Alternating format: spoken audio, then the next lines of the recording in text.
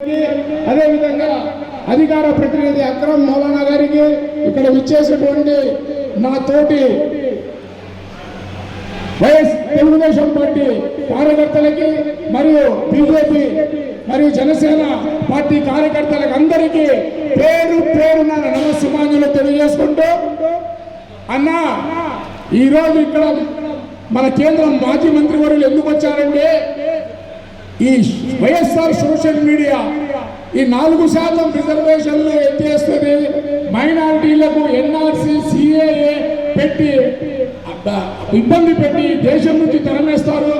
NRC CAA అంటే ఏమయ్యా?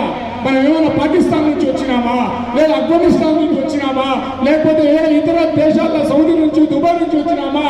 మా పేరు కదిరి, మా ఆధార్ కార్డు కదిరి, మా రేషన్ కార్డు కదిరి, మా ఓటర్ కార్డు కదిరి, మేము కదిరి వాళ్ళం, మమ్మల్ని కదిరి నుంచి పంపిస్తారా?